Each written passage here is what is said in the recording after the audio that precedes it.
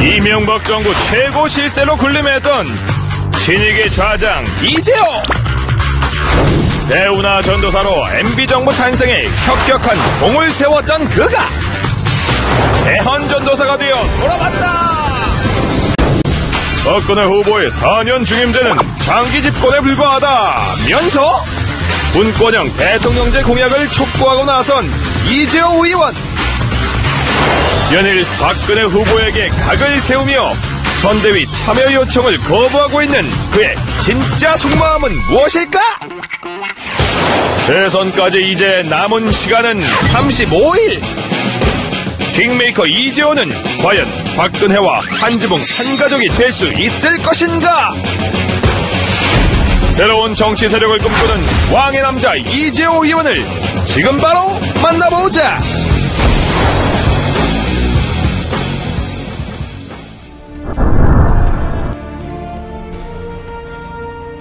지금 대선 전국의 그 큰 국가적 이슈, 이게 없지 않습니까? 네.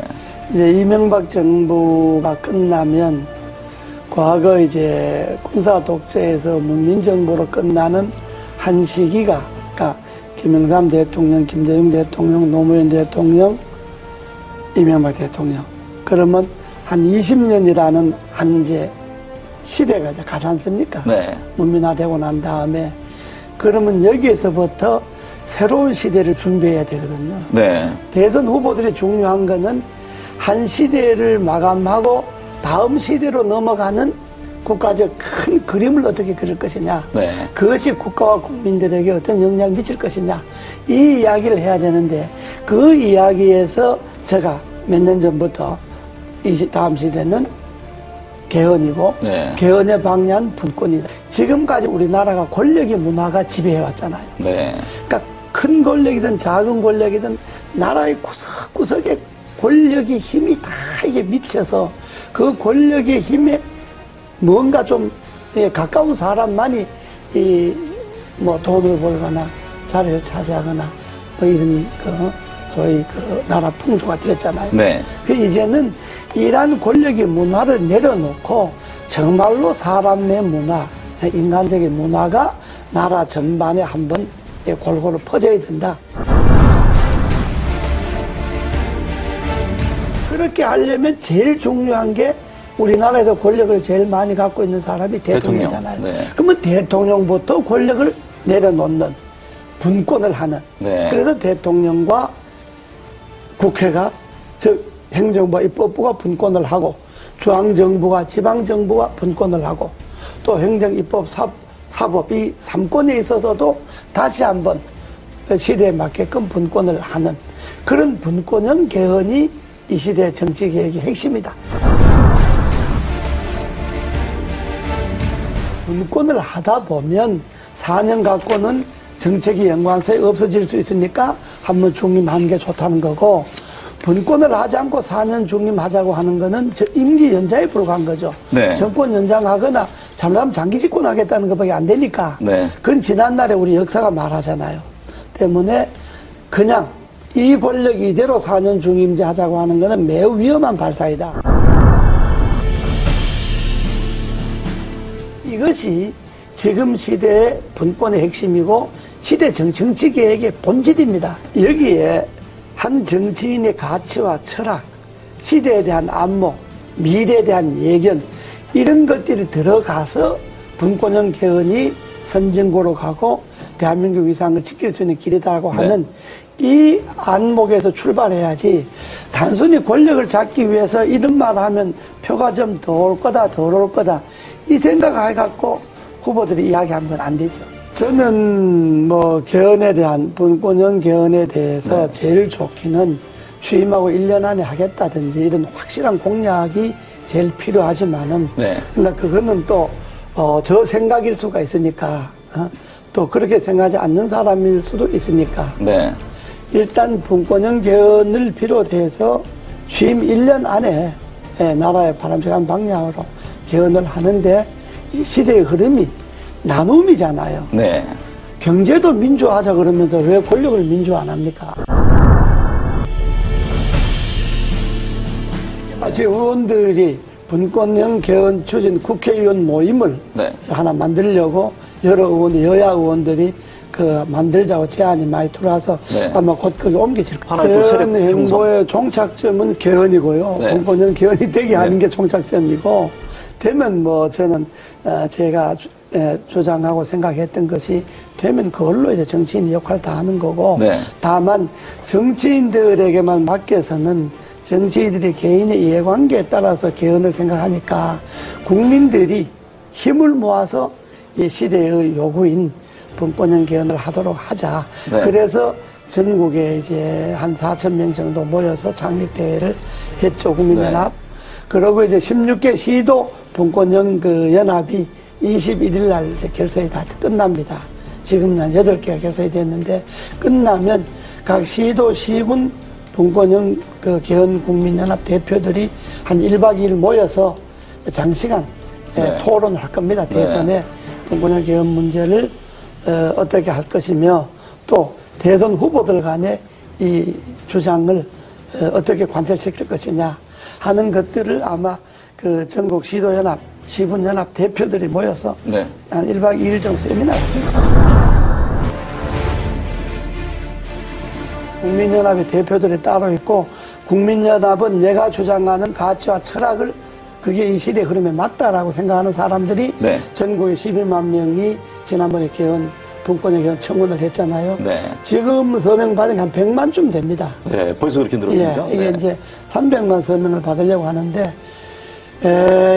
분권형 국민연합 각 시군 대표 이 사람들은 정치를 안 한 신인들도 많이 있고요. 정치권에 있었던 사람들도 있고. 네. 그러니까 정말로 이 분권이 맞다, 시대 흐름의 분권이 맞다라고 생각하는 일반 국민들이 참여를 해서 11만 명 쉽게 네. 발기내 서명내서 개헌 국회 청원 나오고. 그렇다면, 그 일반적인 그런 제야단체, 국민, 연합, 이런 정치단체가 아니고, 네. 하나의 가치를 두고 뭉친 그러니까요. 그런 시민들, 국민들 그러니까 정파를 모임이기 떠나서 때문에 가치 제안으로 하겠다는 그렇습니다. 거 아닙니까? 모임이기 때문에 그거는 지금 발기인으로 개헌 청원한 것만 해도 12만 명이고, 지금 거기에 가두 서명을 한 사람만 해도 100만 명이 100만 명. 넘으니까 아마 국민연합의 결정이 어느 정도 효과가 있을는지는 아직 모르겠습니다만은, 그러나 대선 전국에 간과해서는 안 될 거예요. 서명한 회원들 100만 명 중에 앞으로 300만 명 서명을 받을 계획인데, 다 안 된다 하더라도 서명한 사람 중에 3분의 1만 어느 한 곳으로 표가 간다면 대단하죠. 그건. 영향을 미칠 수가 있죠. 네. 예. 아직까지 이제 그 가치에 제일 중요한 게 분권형 개헌이잖아요. 네. 그러니까 분권형 개헌 전에 분권이라는 데한 인식. 그렇죠. 지금의 시대는 나누의 시대다.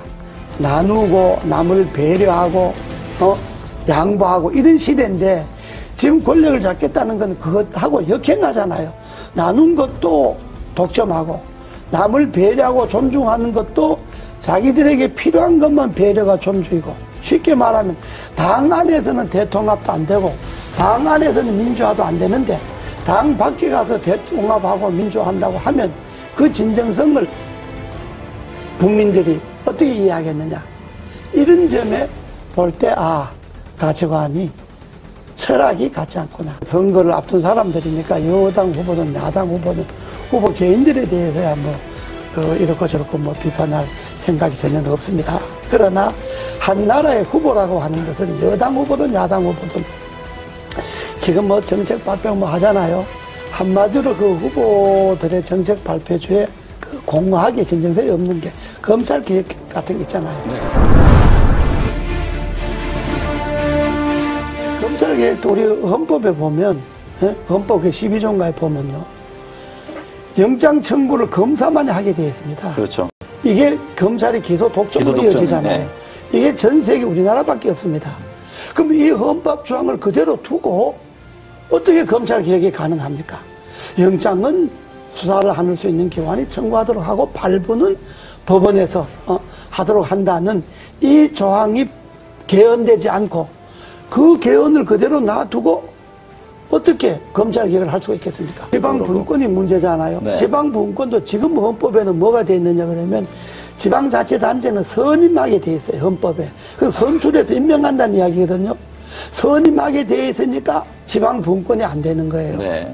그러니까 헌법을 그대로 이 권력 중심에 제왕적 권력의 헌법을 그대로 두고 뭘 쇄신하겠다, 개혁하겠다 하니까 제가 볼 때는 그게 다 이게 잘못된 거다. 그래서 제가 언제 표현을 좀 과했습니다만은 알면 없고 축제에만 늘어났다는 그렇죠. 이야기가 정치개혁의 핵심인 개헌에 손을 안 대고 권력 분점에 손을 안 대고 그 헌법을 그대로 두고 거기에 가지만 책임 총리제나 정부 통령제도 그렇습니다. 현재 헌법을 그대로 두고 대통령이 총리를 임명하고 해임할 수 있는 권한을 갖고 있는데 어떻게 총리인데 권한이 갈 수가 있겠습니까? 한계가 있는 거죠. 저는 이번에 그 검찰 개혁에 있어서 핵심은 헌법에 소위 검사만이 영장을 기소 청구할 수 독점. 있다든지 네. 소위 기소 독점이 이거 없어져야 된다고 보는 것이 핵심이다. 예, 헌법 안에서 검찰의 그 독점 권한이 없어지지 않는 한은 그건 뭐 어떤 계획도 될 수가 없고 말씀을 지금 들어보니까 예. 경찰과 뭐 검사 수사를 두고 경찰 다투잖아요. 네. 저는 검찰이 자기 식구가 부패와 부정이 있어서 수사를 경찰이 먼저 하겠다 그러면 경찰이 하는 걸 보고 경찰이 수사를 잘 못했다든지 기소를 하려고 경찰에서 넘어온 것을 조사해 보니까 부족한 게 많다든지 이럴 때 검찰이 나서서 조사한다면 옳은데 경찰이 조사한다는 건데 그걸 마치 뺏어가듯이 뺏어가서 검찰이 자기 식구 조사하겠다 그러면 국민들이 그다 자기 식구 지금까지 관행으로 봐서 검찰이 검사 조사한다는 것에 대해서 진정성을 믿겠습니까? 그러니까 그거는 경찰이 조사하는 건 경찰이 조사하도록 놔두고 네. 경찰 조사 결과가 미흡하다. 그러면 검찰이 손을 대야죠.